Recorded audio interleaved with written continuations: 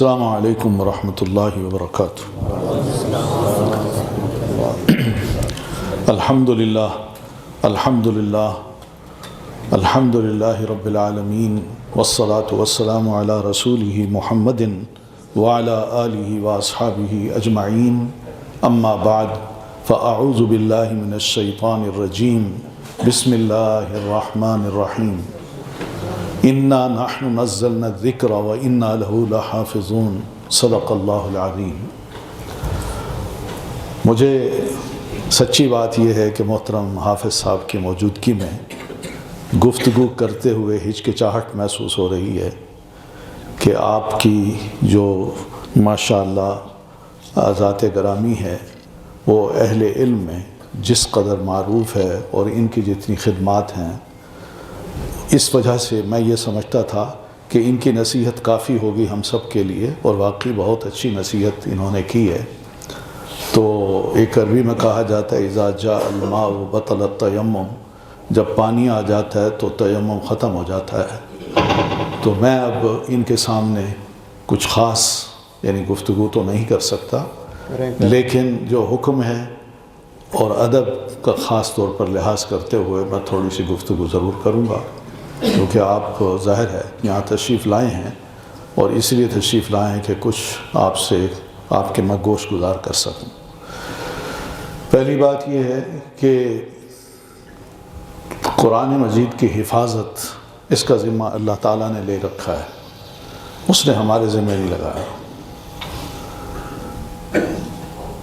اس کی وجوہات ہیں، بہت سی وجوہات ہیں جو علماء لکھتے ہیں، لیکن اللہ تعالیٰ نے جب اس کی حفاظت کا ذمہ لیا ہے تو سوچنے کی بات ہے کہ اللہ تعالیٰ اس کی حفاظت کس طرح کر رہا ہے، اور ہم کیا قرآن مجید کی حفاظت میں کچھ اپنا کردار بھی ادا کر رہے ہیں یا نہیں۔ اس وقت جو ہم مسلمانوں کی اور خاص طور پر پاکستان کے مسلمانوں کی جو صورتحال ہے وہ یہ ہے کہ ہماری اکثریت قرآن مجید کو پڑھنا نہیں جانتی، اور حقیقت یہ ہے کہ میں جب یونیورسٹی میں تھا تو ہماری یونیورسٹی کا ایک ڈپارٹمنٹ تھا، کلیت اپنا IRI اسلامک ریسرچ انسٹیٹیوٹ، اس کے اس وقت کے ڈائریکٹر جنرل جو تھے، میں ایک بار ان کے آفس میں گیا تو میں نے دیکھا وہ سر پکڑ کے بیٹھے ہیں اور ان کے سامنے ایک فائل رکھی ہے۔ تو میں نے پوچھا خیریت ہے، آج کچھ موڈ آپ کا درست نہیں لگ رہا؟ تو کہنے لگے کہ یہ تو پڑھو ذرا اس کو۔ فائل انہوں نے میرے آگے کی کہ اس کو پڑھو۔ اس فائل میں ایک سروے تھا، کوسچنز تھے، کوئی سوالات تھے، کہ سوالات یہ تھے علماء سے جو ہمارے ملک کے 5 بڑے بڑے شہر جو ہیں، کراچی، لاہور، اسی طرح ملتان، فیصل آباد، پشاور، ان شہروں کے جو بڑی بڑی مساجد کے علماء تھے یا جو بھی خطباء تھے یا جن کے نام تھے، ان کے لیے کچھ کوسچن تھے، سوالات تھے، اور سوال یہ تھا کہ کیا آپ کو قرآن مجید تجوید کے ساتھ، قرات کے ساتھ پڑھنا آتا ہے؟ آگے ہاں یا نو یہ لکھنا تھا انہوں نے۔ کیا قرآن مجید کا ترجمہ آپ کو آتا ہے؟ کیا قرآن مجید کی تفسیر آپ کرنا جانتے ہیں؟ اس طرح کے سوالات تھے، اور جس رزلٹ کو وہ دیکھ کے اپنا سر پکڑ کے بیٹھے تھے اس میں یہ بات نظر آ رہی تھی کہ ہماری اکثریت جو عام مسلمان نہیں، خاص طور پر وہ لوگ جو ذمہ داری کا اپنا اظہار کرتے ہیں کہ ہم قرآن مجید کی خدمت کر رہے ہیں، ان کا ایک بڑا المناک وہ نتیجہ تھا کہ جس کو پڑھ کے بڑا افسوس ہوا کہ ہمارے ملک کی 70% مساجد کے جو خطباء ہیں ان کو قرآن مجید کا ترجمہ نہیں آتا۔ یہ میں بات کر رہا ہوں اس وقت کی، جب کہ الحمدللہ یہ 25 سال پہلے کی میں بات کر رہا ہوں۔ اس وقت الحمدللہ بڑے نیک علماء تھے، اور ہمارے ہاں اللہ کا شکر ہے کہ صاحب تقوی اور صاحب علم علماء کی اکثریت تھی، ان کے بڑے بڑے نام تھے، لیکن اب جو زوال ہے اس کا ہم اندازہ کر سکتے ہیں کہ ہماری کیا صورتحال ہے۔ یعنی صورتحال یہ ہے کہ ہم میں کتنے لوگ ہیں جو روزانہ قرآن مجید کی تلاوت کرتے ہیں؟ کتنے لوگ ہیں؟ کتنے لوگ ہیں جو قرآن مجید کو سمجھ کے پڑھتے ہیں؟ یہ تو المیہ ہے، ہماری دلچسپی قرآن مجید کے ساتھ نہیں ہے، ہماری دلچسپیاں کچھ اور ہو گئی ہیں، اور وہ دلچسپیاں یہی ہیں کہ دنیا اور دنیا کے جو حالات جس طرح بناتے اور ہمیں اٹھا کے ادھر ادھر پھینکتے چلے جا رہے ہیں، ہم بھی سمجھتے ہیں کہ بس ہم ہی اپنے آپ کو ان کے حوالے کر دیں۔ بحیثیت ایک مسلمان کے ہم سب کا ایک فرض بنتا ہے کہ اللہ نے یہ کتاب ہمیں عطا کی اور اس امت کو عطا کی، اور امت کے بھی اس رسول محترم کو عطا کی جن کا نام محمد الرسول اللہ صلی اللہ علیہ وسلم ہے اور خاتم النبیین ہے۔ اس سے بہتر اور برتر کتاب اللہ تعالیٰ نے آپ سے پہلے کبھی بھی نازل نہیں فرمائی۔ اللہ تعالیٰ نے کبھی بھی ایسی کتاب نازل نہیں فرمائی جتنی بہترین کتاب اور کامل و اکمل کتاب قرآن مجید کی ہے۔ اور پھر وہ کتابیں اپنی اپنی قوم کے افراد کے لیے تھیں، جب تک وہ قوم صحیح رہی وہ کتاب ان کے اندر صحیح رہی، لیکن ان لوگوں نے اپنی کتابوں کو بدل ڈالا، تحریف کی، اور پھر اس کے بعد کتاب بھی بدل گئی، ترجمے بھی بدل گئے۔ اللہ تعالیٰ نے یہ آخری کتاب نازل کی تو اس امت پر نازل کرتے ہوئے یہ فرمایا اِنَّا نَحْنُ نَزَّلْنَا الذِّكْرَ وَإِنَّا لَهُ لَحَافِظُونَ۔ قرآن مجید یعنی اس ذکر کو ہم نے نازل کیا ہے اور ہم ہی اس کی حفاظت کریں گے۔ یہ کیوں کہا ہے؟ شاید ہماری سستی، ہماری عدم دلچسپی قرآن مجید کے ساتھ، کہ ہم کلمہ تو پڑھ لیں گے، یہ تو کہیں گے ہم مسلمان ہیں، ہمارے نام بھی مسلمانوں والے ہوں گے، مگر کیا واقعی قرآن مجید کے ساتھ ہماری دلچسپی ہے؟ یہ قابل غور بات ہے۔ اللہ تعالیٰ نے شاید یہ بات اس لیے کہی کہ میں نے اتاری ہے قرآن مجید جیسی کتاب اور میں ہی اس کی حفاظت کروں گا۔ اور حفاظت کس طرح ہو رہی ہے؟ اس میں ہماری کتنی کوششیں ہیں، کتنی کوششیں ہیں۔ میرا بیٹا اگر قرآن مجید کو حفظ کرنا چاہتا ہے تو میری کتنی دلچسپی ہے اپنے بچے کی اس کوشش میں، کون سی میں ایسی توجہ دے رہا ہوں کہ میں بچے کے بارے میں اتنا تو آگاہ ہوں کہ بچے کی قرات، اس کا تلفظ، اس کی تجوید کیا خوبصورت ہے، بہتر ہے، پراپر ہے یا نہیں۔ اور پھر دوسری بات یہ بھی ہے کہ بچہ جب قرآن مجید حفظ کر لیتا ہے تو اس کے بعد ہم بھول جاتے ہیں، ہم کہتے ہیں بچے نے حفظ کر لیا کافی ہے، اب یہ حافظ بن گیا ہے۔ کیا اس کے بعد بھی کچھ والد کا یا سرپرست کا فرض بنتا ہے کہ بچے کے اس حفظ کو باقی رکھنے کے لیے اس کی مزید کچھ کوششیں ہیں؟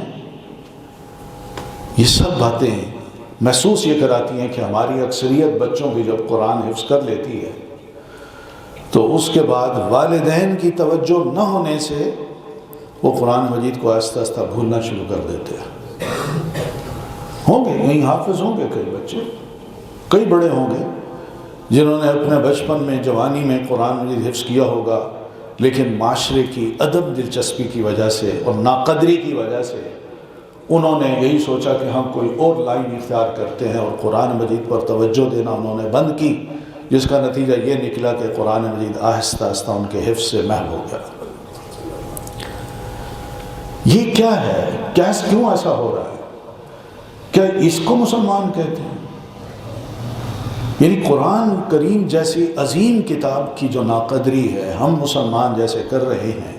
ابھی محترم حافظ صاحب نے رونا رویا ہے کہ انگریزی پڑھانے والا استاد اگر گھر کا دروازہ ناک کرے تو گھر کے اندر سے بیگمات بول کے کہتی ہیں کہ جاؤ بیٹا، بلکہ خود ہی دروازہ کھول کے ان کو بلاتی ہیں اور اپنی بیٹھک میں بٹھاتی ہیں، اے سی چلاتی ہیں۔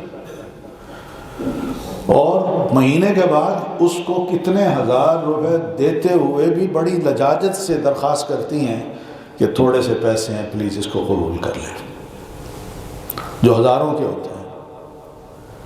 اور دوسری طرف قرآن مجید کا حافظ، ایک عالم ایک بچے کو پڑھانے کے لیے اپنا وقت نکال کے آئے تو اس کے لیے نہ ہمارے دروازے کھلتے ہیں، نہ بیٹھک کھلتی ہے، نہ اے سی چلتے ہیں، اور بچے کو بھی یہ سکھا رہے ہوتے ہیں کہ بیٹا یہ قرآن مجید ناقدر والی ناقدری کی کتاب ہے، نعوذ باللہ، تم باہر جاؤ، وہ تھڑے پہ بیٹھ کے یا کمرے میں باہر بیٹھ کے نہ بغیر پنکھے کے قرآن مجید پڑھو اور اس کے بعد واپس آ جاؤ۔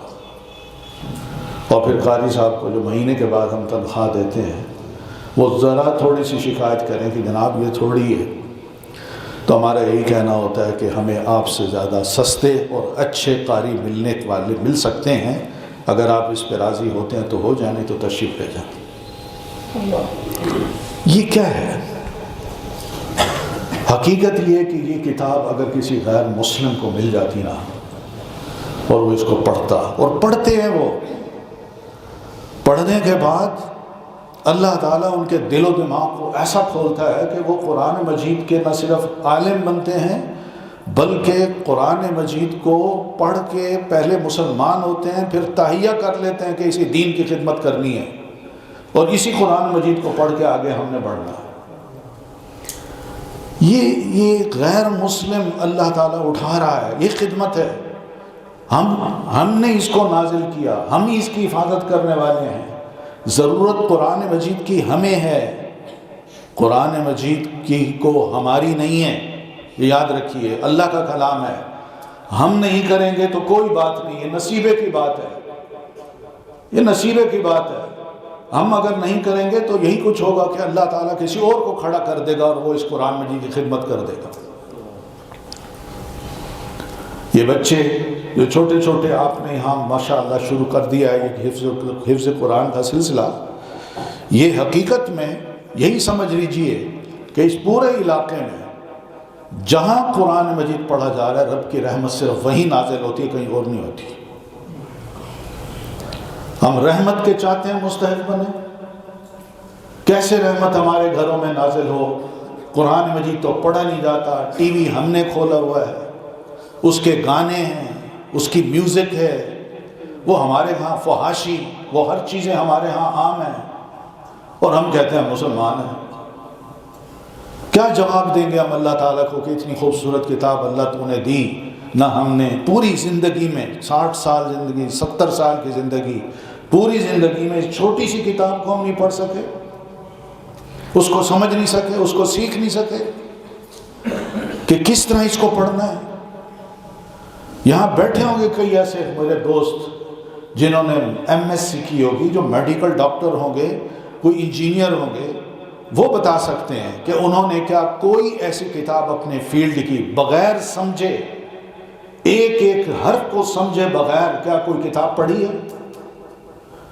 جب تک پورا صفحہ سمجھ نہیں آیا، ایک لائن سمجھ نہیں آئی، وہ آگے بڑھتے نہیں ہیں۔ مگر ہماری اپنی کتاب کے لیے ہمارے پاس وقت ہی نہیں ہے کہ ہم اس کو سمجھ سکیں۔ اللہ تعالیٰ نے یہ علماء جنہوں نے اپنی ساری زندگی اس کو سیکھنے اور سکھانے میں گزاری، اور وقت ہے ان کے پاس، یہ پڑھانا چاہتے ہیں، کوئی پیسہ بھی آپ سے نہیں لینا چاہتے بلکہ دینا چاہتے ہیں اپنے وقت کو، اپنے علم کو، تربیت کرنا چاہتے ہیں، مگر ہمارے پاس گنجائش ہی نہیں ہے۔ ہم نہ صرف قرآن مجید کے ناقدر ثابت ہوئے بلکہ اہل علم جو اہل قرآن ہیں، ہم نے تو ان کی ناقدری شروع کر دی۔ یہ صورتحال جو ہے نا میری اپنی بھی ہے، میں آپ کی بھی بتا رہا ہوں، اپنی بھی بتا رہا ہوں۔ یہ شکوہ ہے آپس میں بھائیوں سے بات کر رہا ہوں، اپنی بات کر رہا ہوں۔ سوچنے کی صرف یہ بات ہے کہ ہم لوگ کدھر جا رہے ہیں؟ کیا یہ ذمہ داری نہیں ہے؟ قرآن مجید میں اللہ تعالیٰ فرماتے ہیں لَقَدْ أَنزَلْنَا إِلَيْكُمْ ذِكْرُكُمْ، لَقَدْ أَنزَلْنَا إِلَيْكُمْ كِتَابًا فِيهِ ذِكْرُكُمْ، ہم نے کتاب تمہاری طرف نازل کی جس میں تمہارا ذکر ہے۔ ہم انسانوں کا ذکر ہے، ہم مسلمانوں کا بھی ذکر ہے، ان کا بھی ذکر ہے جنہوں نے کتاب اللہ سے منہ موڑا۔ ان کا بھی ذکر ہے جنہوں نے کتاب اللہ کا اثر لے کے اپنی شخصیت کو اللہ والا بنایا، وہ متقی انسان بنے۔ کبھی قرآن مجید کھول کے میں آپ ذرا تھوڑا سا کھول کے دیکھیں تو صحیح، پڑھیں تو صحیح کہ میں کہاں ملتا ہوں۔ قرآن مجید میں اللہ تعالیٰ فرماتے ہیں کتاب الف لام میم ذالک الکتاب لا ریب فیہ ھدی للمتقین، یہ متقی لوگوں کے لیے باعث ہدایت ہے۔ سوال یہاں یہ کہ میں متقی ہوں، کیا یہ اللہ کس کو ایڈریس کر رہا ہے؟ مجھے کر رہا ہے۔ میں متقی ہوں، ھدی للمتقین ھدی للناس، اللہ فرماتے ہیں یہ سب انسانوں کے لیے باعث ہدایت ہے۔ میں انسان نہیں ہوں، یہ کتاب کیا مجھے ایڈریس کر رہی ہے کہ نہیں؟ کر رہی ہے۔ یہ کتاب بتا رہی ہے کہ نفاق کیا ہوتا ہے، کفر کیا ہوتا ہے، اسلام کیا ہوتا ہے، تقوی کیا ہوتا ہے، ذکر الہی کیا ہوتا ہے، تلاوت کیسے کی جاتی ہے، یہ کتاب ہی بتاتی ہے۔ ایک ایک جگہ یہ سوال میرے لیے کھڑا ہوتا ہے کہ کیا میں قرآن مجید کو صحیح طریقے سے ترتیل سے پڑھ سکتا ہوں؟ نہیں پڑھ سکتا۔ لیکن انگریزی میں نے سیکھنا ہو تو ہزاروں روپے دوں گا بھی صحیح، انگریزی سیکھوں گی بھی صحیح، کوشش بھی کروں گا کہ منہ جس طرح بھی موڑنا پڑے میں موڑوں، لفظ کو پراپر طریقے سے ادا کروں، تاکہ کوئی یہ نہ کہے کہ ایک پنجابی ہو کے انگریزی بول رہا ہے۔ نہیں، ایسی بات نہیں ہے، میری وہاں پوری کوشش ہوتی ہے، مگر قرآن مجید کے بارے میں ہم بڑے ڈھیلے ہیں جناب، بہت ڈھیلے ہیں۔ یہ ذمہ داری ہے ہم سب مسلمان کی۔ اگر ہم نے کلمہ پڑھا ہے تو کلمہ پڑھنے کے بعد میرا اور آپ کا فرض بنتا ہے کہ ہم اپنے آپ کو قرآن مجید کے ساتھ جوڑیں۔ یہ بچے قرآن مجید ماشاءاللہ پڑھیں گے، لیکن ان بچوں کی قرأت کو خوبصورت پڑھانے والے استاد اگر مہیا ہوں تو یقین مانیے کہ یہ بچوں کی زندگی بنا دے گا۔ اور اس وقت جو میں نے قرأت سنی ہے ماشاءاللہ ان کے استاد کی، یہ بڑی منفرد قسم کی قرأت ہے۔ ایسے استاد کا ملنا میں بچوں کے لیے نہیں، میں آپ سب کے لیے ہی کہوں گا، یہ غنیمت ہے۔ یہ موقع بار بار نہیں آتے،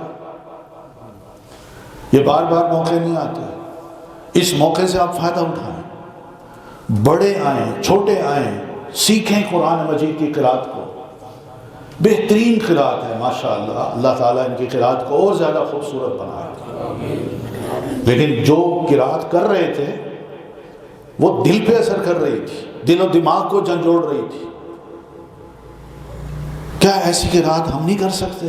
اللہ نے جو آواز دی ہے ہمیں، اس آواز میں بھی ایک حسن پیدا کر سکتے ہیں ہم کوشش نہیں کرتے۔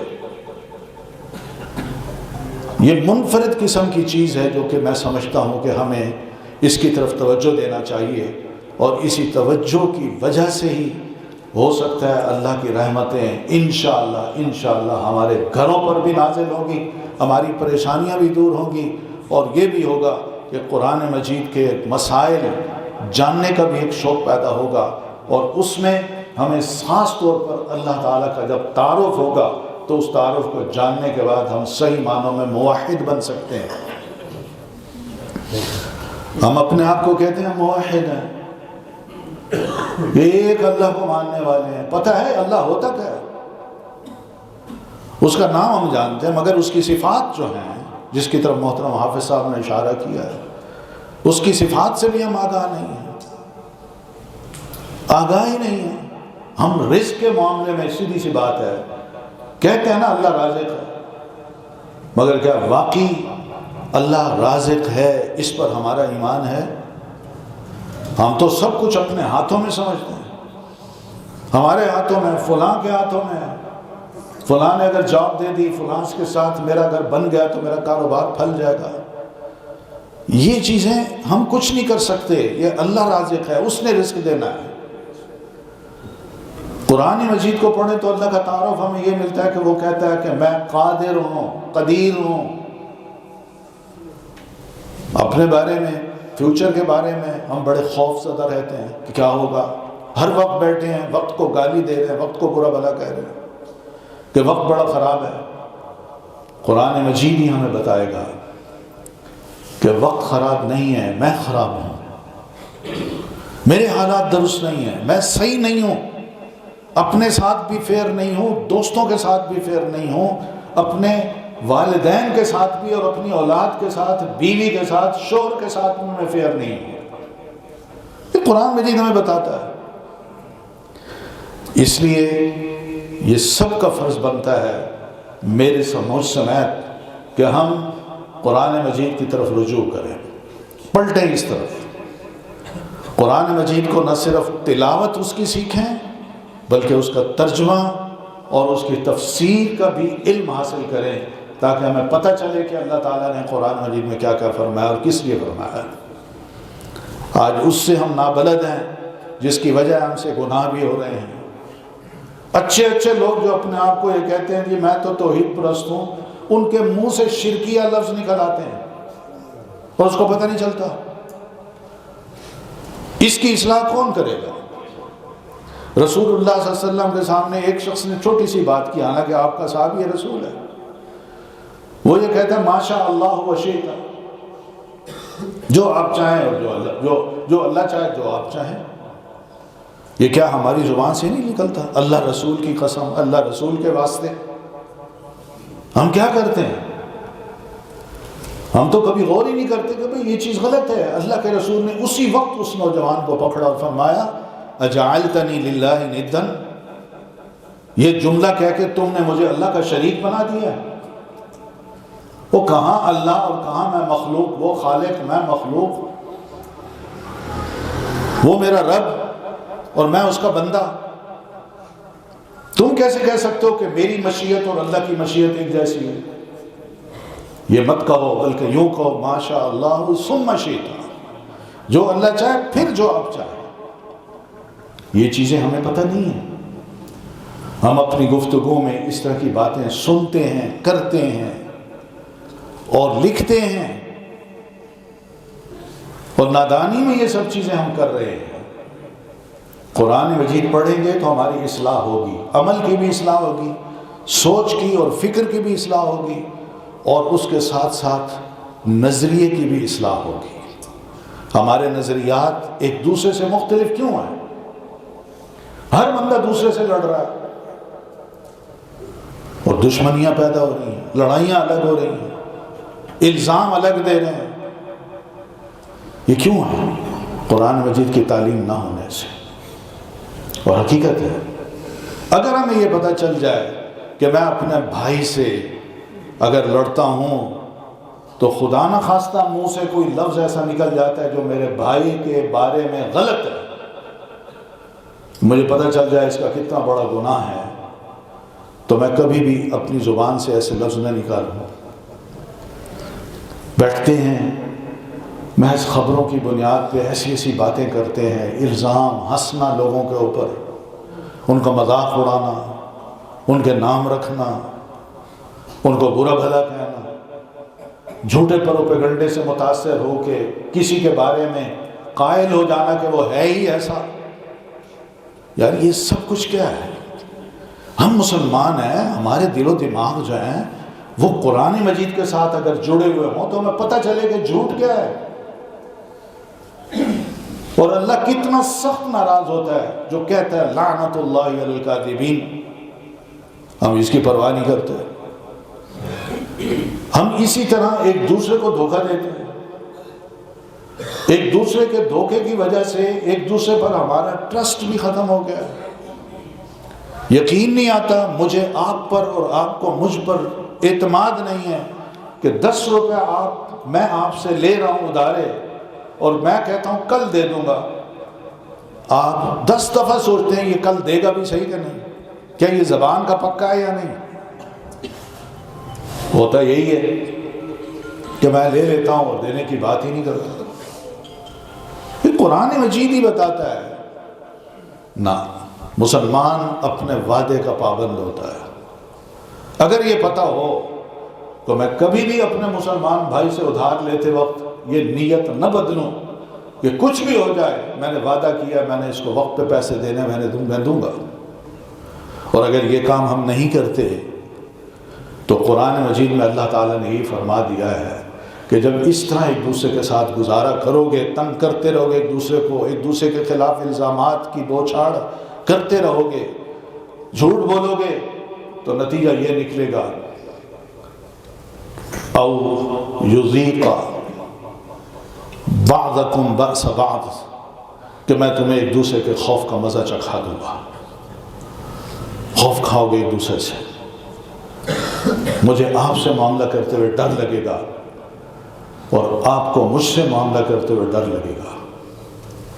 اور یہ ہو رہا ہے دفتروں میں بڑے ہوئے بیٹھے ہوئے، بڑے آفس کے باس جو بیٹھے ہوتے ہیں، وہ باہر جو پی ایم بیٹھا ہے اس سے ڈر رہا ہوتا ہے، کوئی ڈرائیور ہے کسی کا تو اپنے مالک سے، مالک اس سے ڈر رہا ہے۔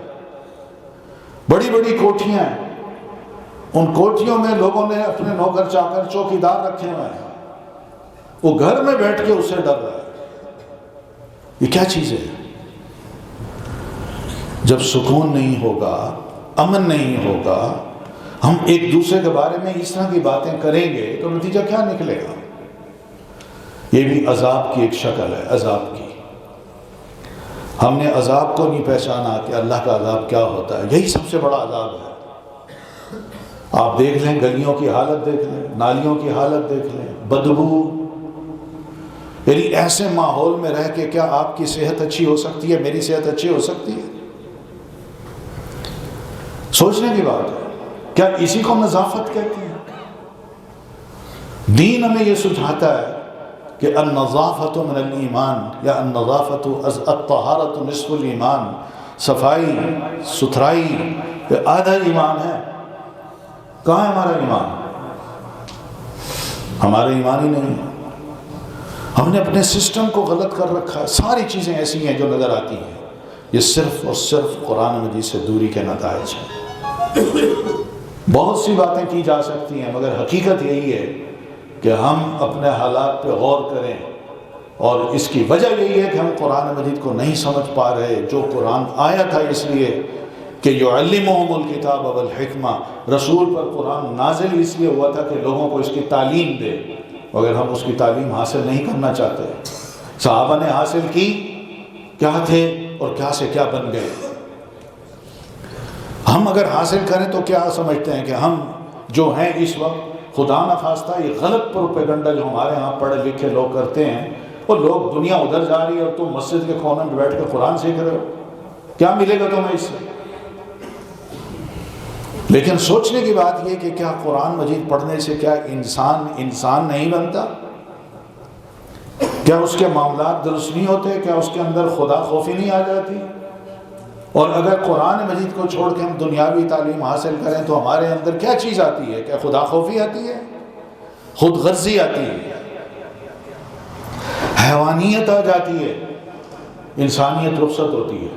اور ہم دیکھ رہے ہیں یہ جو کچھ بھی اس وقت ہو رہا ہے قرآن مجید سے دوری کے یہ نتائج ہیں کہ آج ہم خود غرض ہیں، ہم حیوانوں کی طرح ایک دوسرے کے ساتھ سلوک کرتے ہیں، ہمارے اندر ترس نہیں ہے، نہ غریبوں کا، نہ بیواؤں کا، نہ یتیموں کا، بزرگوں کا کوئی احترام نہیں ہے ہمارے پاس۔ یہ سب وہ چیزیں ہیں جو قرآن مجید کو چھوڑنے کی وجہ سے ہیں۔ میری آپ سے ہاتھ جوڑ کے میں یہ درخواست کروں گا کہ اس مسجد کو جو ماشاءاللہ نئی بنی ہے، ابھی اس کو اتنا عرصہ نہیں ہوا، اس مسجد کو آباد کرنے کا ایک طریقہ یہ بھی ہے کہ صرف نماز پڑھنے نہ آئے، اپنے وقت کو نکالیں۔ یہاں بیٹھے ہیں استاد، پڑھانے کے لیے تیار ہیں، آپ آ کے قرآن مجید کی تلاوت بھی سیکھیں، تجوید بھی سیکھیں، اور قرآن مجید کا ترجمہ اور تفسیر بھی سیکھیں۔ میرا نہیں ہے، آپ کی کتاب بھی ہے، آپ نے بھی اس کو سیکھنا ہے۔ یہ علماء کی کتاب اس معنی میں ہے کہ اگر اس میں کوئی گہری باتیں آپ کو سمجھنا ہے تو یہ علماء آپ کو سمجھا سکتے ہیں، ورنہ اللہ تعالیٰ نے اس کو مشکل کتاب بنا کے نازل نہیں کیا۔ وَلَقَدْ يَسَّرْنَا الْقُرْآنَ لِلذِّكْرِ فَهَلْ مِن مُدَّكِرٍ، صحابہ بوڑھے ہوتے تھے، آ کے کلمہ پڑھتے تھے، کلمہ پڑھنے کے بعد انہوں نے شرم محسوس نہیں کی کہ قرآن مجید اب اس عمر میں کیسے پڑھیں، انہوں نے آ کے پڑھا ہے، سیکھا ہے۔ اصحاب صفہ میں شامل ہوئے. آپ کے سینئر اسٹوڈنٹ جو قرآن مجید کو اچھی طرح جانتے تھے وہ ایک ایک کے پکڑ کے اس کے ساتھ بیٹھ کے ان کو قرآن مجید کی تعلیم دیتے تھے. آپ مسجد میں تشریف لائے, 2 حلقے تھے, ایک میں ذکر ہو رہا تھا اور دوسرے میں پڑھایا جا رہا تھا قرآن مجید. آپ نے پہلے اس حلقے کو دیکھا, پھر اس کے بعد ادھر تشریف لائے, اور جب دیکھا کہ یہاں تعلیم دی جا رہی ہے تو آپ وہیں بیٹھتے ہوئے فرماتے ہیں انما بعثت معلما, اللہ نے تو مجھے معلم بنا کے بھیجا, یہ تعلیم و تعلم کا سلسلہ ہی مجھے پسند ہے. اس سلسلے کو پسند کیجیے. وہ صحابہ جو کچھ نہیں تھے انہوں نے قرآن مجید سیکھنے کے بعد اندازہ کیجئے نا کیا بن گئے. ابو موسیٰ اشعری رضی اللہ تعالیٰ عنہ صحابی رسول ہیں, رات کے وقت اپنا گھر چھوڑ کے مسجد آتے ہیں, سب سوئے ہوئے ہیں اور وہ مسجد کے کونے میں کھڑے ہو کے قرآن مجید پڑھ رہے ہیں.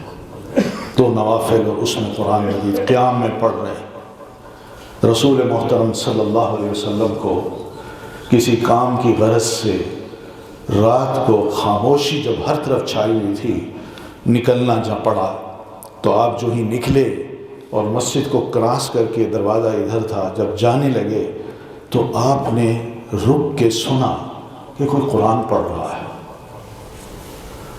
اتنا خوبصورت قرآن. اللہ کا رسول چلتے چلتے رک گیا اور سنا آپ نے. کیا سوچ تھا, کیا خوبصورت آواز تھی.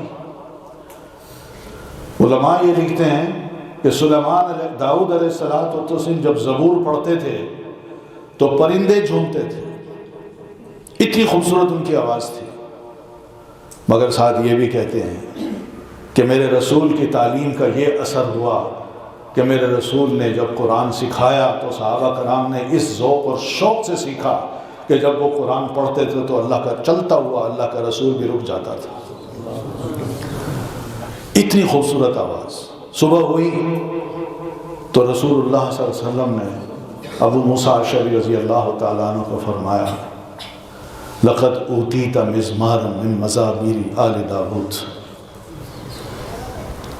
ابو موسیٰ تمہیں تو اللہ تعالیٰ نے وہ خوبصورت میوزک عطا کی ہے. یہ آج کل کی میوزک کی میں بات نہیں کر رہا, وہ خوبصورت آواز عطا کی ہے کہ جو شاید آل داود کو اللہ تعالیٰ نے عطا کی تھی. تو عرض کی اللہ کے رسول وہ کیسے؟ میں نے تمہارا رات کو قرآن سنا ہے. تو عرض آپ نے جب یہ فرمایا تو عرض کرنے لگے اللہ کے رسول اگر مجھے یہ علم ہوتا کہ آپ پیچھے قرآن سن رہے ہیں تو لقد حبرت لک تحبیرا, تو میں آپ کے لیے اپنی آواز کو اور زیادہ خوبصورت بنا لیتا. خوبصورت آوازیں دل پہ اثر کرتی ہیں. آپ کی بھی ہو سکتا ہے اللہ تعالیٰ نے خوبصورت آواز بنائی ہو. اس کو مت سمجھیے کہ یہ کسی اور کا کام ہے, اللہ آپ سے بھی لے سکتا ہے اور لیتا ہے. آپ بسم اللہ کریں, انشاءاللہ یہ وقت آپ کی زندگی کا بڑا قیمتی ہوگا. آپ خود بعد میں محسوس کریں گے کہ دنیا کے جو میں نے اوقات ادھر ادھر لگائے آج ان کی ویلیو نہیں ہے. اللہ نے ویلیو اگر دیے تو انہی اوقات کو دیے جو میں نے قرآن میں کو سیکھنے اور سکھانے میں لگائے تھے. قدر کیجئے اپنے وقت کی اور اپنے اسلام کی, اپنے قرآن کی, اپنے نبی کی, اپنے اللہ کی اس عطا اور فرمان اور دین کی. میری دعا ہے کہ اللہ تعالیٰ مجھے بھی اور آپ سب کو یہ چھوٹی سی نصیحت جو سختی میں نے کی ہے, لیکن حقیقت یہ ہے کہ میرا دل کا رونا ہے جو میں آپ کے سامنے رویا ہوں اور کچھ نہیں. اس کو کچھ ایسی بات نہ سمجھیے گا کہ میں نے آپ کو کوئی ڈانٹا ہے یا کوئی ایسی بات کی ہے, بلکہ یہ گھر کی بات ہے. ہم گھر کی آپس میں بھائی ہیں. یہ بھائی کی بات ہے جو آپ کے لیے میں نے کی ہے اور اپنے گھر کے اندر کی ہے, جو کہ میں سمجھتا ہوں کہ گھر کی جس طرح اصلاح ہم کرتے ہیں اسی طرح اپنی اصلاح کے لیے بھی تھوڑی بہت ہم کوشش کر لیں. اللہ تعالیٰ مہربان بھی ہوگا اور انشاءاللہ ہمارے حالات بھی درست ہو جائیں گے. اقول قولی ھذا واستغفر اللہ لی ولکم ولسائر المسلمین برحمتک یا ارحم الراحمین. جزاک